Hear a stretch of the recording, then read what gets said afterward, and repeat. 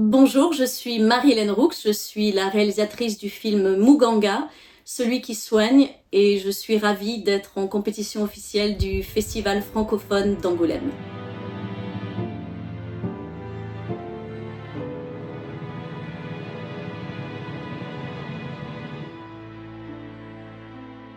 Le pitch du film, c'est l'histoire du docteur Denis Mukwege, prix Nobel de la paix, qui est un médecin congolais qui soigne des milliers de femmes en République démocratique du Congo qui sont victimes de violences sexuelles. Et il va faire la rencontre d'un chirurgien belge, le docteur Kadier, et ça va être un tournant dans son combat. Ensemble, ils vont opérer à quatre mains pour redonner un corps, de la dignité, de l'espoir à ces femmes et portées par leur courage et leur force.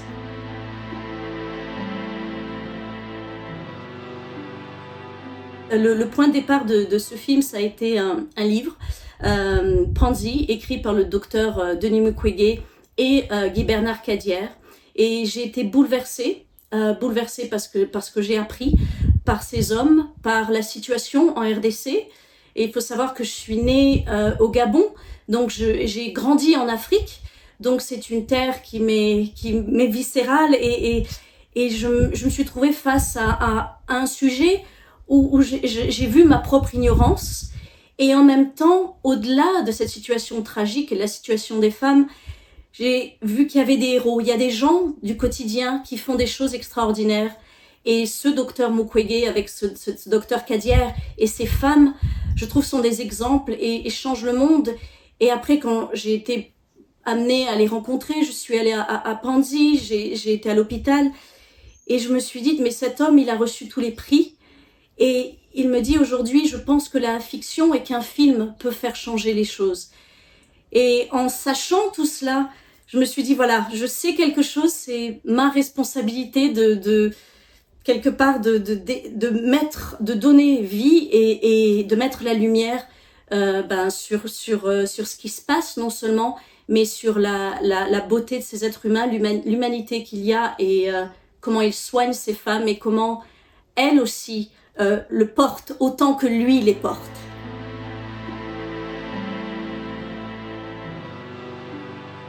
La démarche a été au fur et à mesure, donc moi je les ai contactés par le biais de ma productrice Cynthia Pinet. Donc il y a eu beaucoup d'allers-retours, j'ai écrit des lettres, j'ai été les voir, les rencontrer, les deux docteurs. Une première étape, ça a été en Belgique. Ensuite, donc ils m'ont fait confiance en me disant d'accord, tu veux faire un film. On s'est rencontrés, j'étais à l'hôpital, que ce soit en Belgique, et ensuite j'ai fait partie d'une mission avec l'équipe belge du docteur Kadier et je me suis rendue sur place pour voir la réalité avec laquelle ils étaient confrontés, faire face non seulement à ces violences que subissent ces femmes, mais aussi à l'extraordinaire les soins et la réussite que ces hommes et ces femmes, parce qu'il y a les femmes de l'hôpital, apportent. Et ils ont créé un havre de paix au milieu de l'enfer, c'est un peu comme ils en parlent. Et ensuite, donc, du fait que j'ai eu la chance, et ils m'ont donné cette confiance, m'accorder cette confiance de partager leur quotidien. Ensuite, j'ai commencé à écrire, et ça a duré plusieurs années, parce que c'est 2014, donc vous imaginez, c'est plus de 10 ans pour monter ce projet. J'ai été trop proche, je pense, de la réalité, parce qu'il faut savoir se détacher.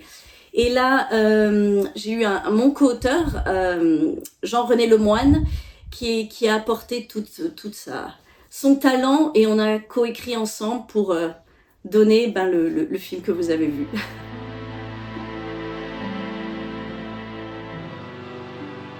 Isaac, j'ai pensé à lui assez rapidement, même s'il nous a fallu plusieurs années pour mettre en place ce film, parce que c'est un film engagé, c'est un film qui a une dimension artistique, oui, et je voulais qu'il y ait vraiment un impact et une forte proposition, on va dire, oui, artistique, que ce soit dans la cinématographie, dans le son, que ce soit une œuvre à part entière.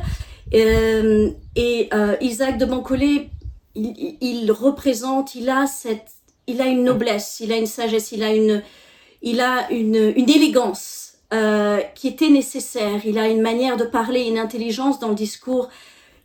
Pour moi, il est aujourd'hui le docteur, et il a pris en plus ce rôle vraiment à cœur. Il a rencontré le docteur, il est allé en salle d'opération pour se former, il a été coaché en Swahili, donc pour lui, et je l'ai bien senti, ce n'était pas un film de plus, c'était vraiment quelque chose de très important, et j'en suis honorée.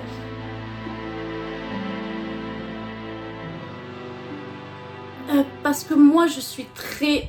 ce qui m'intéresse, c'est... on va utiliser des mots qui ont peut-être déjà été entendus, mais sublimer le réel, je trouve le documentaire, c'est quelque chose qui est très respectable et magnifique. Mais moi, ce qui m'intéresse, c'est d'avoir des choix artistiques, d'avoir un contrôle, de pouvoir choisir une palette de couleurs au niveau sonore, de faire un travail sur le souffle, sur les silences. Donc j'ai travaillé avec Renaud Chassin, qui est un chef-op remarquable, et on a vraiment étudié les plans. Je fais tout mon storyboard, donc on a le cadrage, on a parlé de cadrage, on a bien sûr parlé de références, on devait avoir la couleur, on a travaillé sur un code couleur de trois identités au niveau, le vert, le rouge, le blanc. Et on voulait que le film s'imprègne de ces sonorités, que ce soit visuelles et sonores, qui est les rythmes de l'Afrique, et des thématiques qu'on a composées avec le compositeur Alexandre Dudermel, que chaque être et que chaque moment, parce qu'il y a une évolution dans le film, ait une symbolique et soit accompagné par des sons et par une musicalité. Donc tout pour moi était important, et ce que j'aime par-dessus tout, c'est le travail avec les comédiens et les comédiennes. Donc ça, je viens de là, j'étais formée en tant que comédienne, et pour moi, ça a été très important de créer cette confiance qui fait que chaque comédien, chaque comédienne se livre, et j'ai eu la chance qu'elles beaucoup se mettent à nu et me fassent confiance pour qu'elles soient. Et ça, c'était important.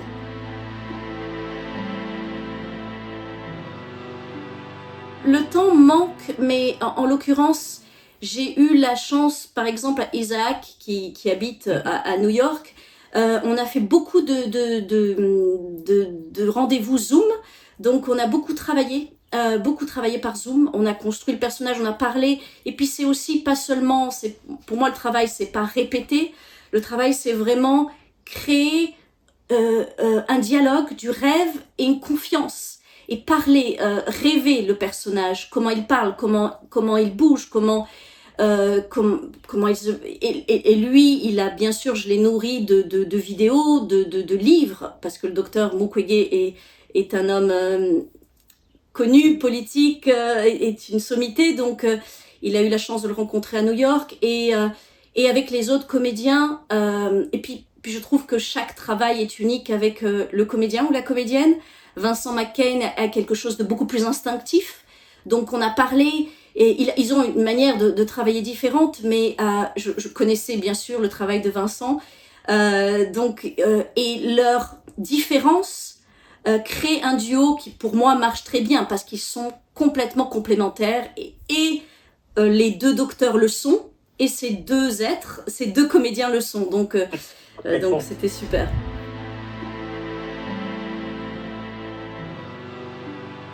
J'aime, je pars de références lointaines, mais Tarkovsky. J'aime aussi ce que fait Lars von Trier dans le traitement du verre, le traitement de la nature, la sacralité. Il y avait aussi dans la sacralité Terrence Malick, les premiers films de Terrence Malick où les éléments parlent, et il était très important pour nous de regarder les êtres comme un chirurgien regarde avec son microscope l'intériorité d'un être. Et je voulais avec Renaud qu'on puisse, nous, avec la caméra, aller chercher la vérité, aller chercher non seulement dans les paysages, dans les visages, mais aussi dans les textures. Et c'était important que l'hôpital de Panzi ait une véritable identité, que les visages, que la terre. Donc, quand je vous parle des références qui sont, que ce soit Tarkovsky ou Terrence Malick ou encore Lars von Trier, pour moi, il y a vraiment une matière dans ce qu'il fait, dans ce qu'ils font. Enfin, c'est des maîtres, hein.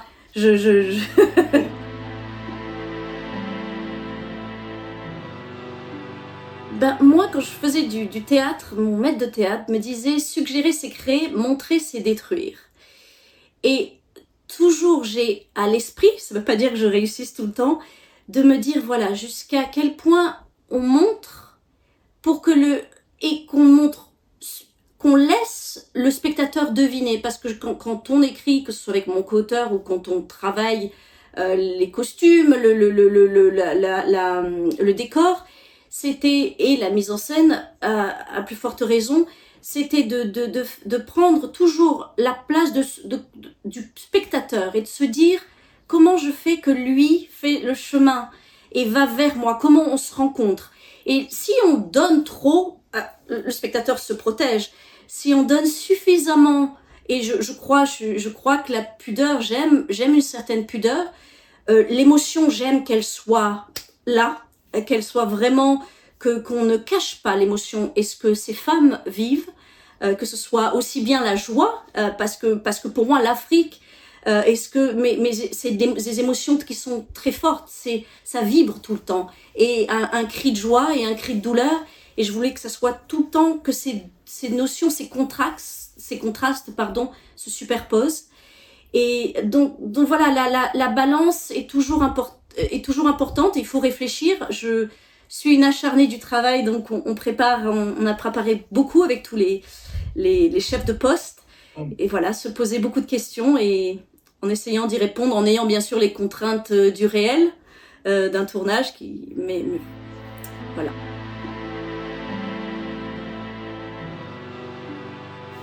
En fait, là était toute la difficulté et l'enjeu du scénario au départ, avant le film, c'est que je voulais que les femmes ne soient pas juste en toile de fond, vous savez, en paysage, et que chaque personnage soit visuellement imprégné d'une histoire et que chacun rebondisse, que ça soit comme un tableau, et que bien sûr ces hommes sont là et ils les soignent, mais qu'elle se soigne aussi, et que cette communauté fait que chacun a besoin de l'autre.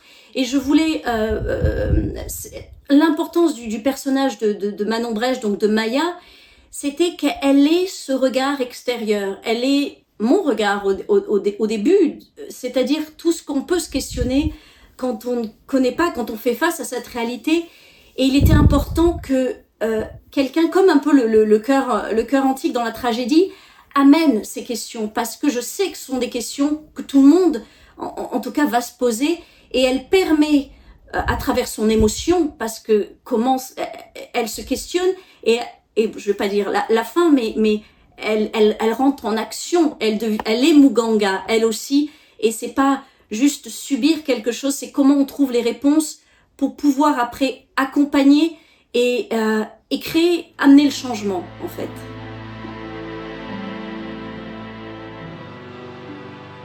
Il a vu le film, le docteur Mukwege, donc, et il a lu le scénario avant. On a mis beaucoup de temps avec mon co-auteur à lui transmettre, parce qu'il y a toujours cette peur, cette hésitation. Est-ce que cette personne va comprendre et avoir le recul suffisant? Parce que ce n'est pas une biographie, c'est inspiré du réel. Mais, et c'est pour ça que le traitement des femmes, de ces hommes, les relations entre elles et entre eux sont des relations fictives, même si elles sont inspirées du réel. Le docteur Mukwege donc a lu le scénario et il a compris, c'est un homme d'une grande intelligence. Et ensuite, une fois qu'il était prêt et qu'on s'est senti en confiance pour le montrer, nous l'avons montré aux 2 docteurs, donc on a fait une projection pour eux. Et c'était, pour la petite anecdote, très très émouvant. Moi je crois que c'était la projection où j'avais le plus peur, mais c'était beau il calculait combien de fois tous les 2 ont pleuré. Il y en a un qui a pleuré 5 fois, l'autre 4 fois, et de dire que il a conscience, le docteur Mukwege, et ça il le sait depuis le début, et en tout cas il y a des attentes énormes par rapport à la situation présente, et il pense que le cinéma est un des meilleurs vecteurs de communication aujourd'hui, et il a aimé le film, il croit au film. Après bien sûr on pousse des conflits, on pousse l'écriture, la dialecte scénaristique veut que ce soit pas la réalité, mais qu'on s'imprègne du réel. Et bon, on a sa confiance, donc ça c'est un grand soulagement, et il croit au pouvoir de ce film, et j'espère que il touchera, en tout cas, il sera vu, et pouvoir amener, je sais pas si on peut amener des solutions, mais en tout cas un éveil face à ce qui se passe.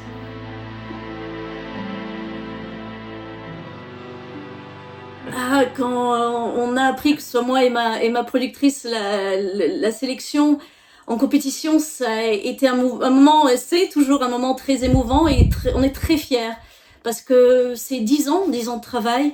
Donc c'est vraiment nous dire, c'est un signe pour moi important de nous dire, ben c'est important ce que vous faites, et puis que le film soit vu par les professionnels du cinéma et rencontre son public, un public. C'est comme si c'était en même temps un aboutissement et en même temps le commencement de quelque chose. Donc je suis très très honorée.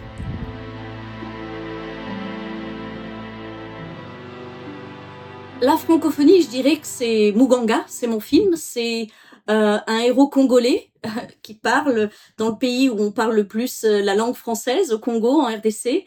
C'est un autre chirurgien belge tourné dans un territoire au Gabon, qui est encore un territoire où l'on parle français.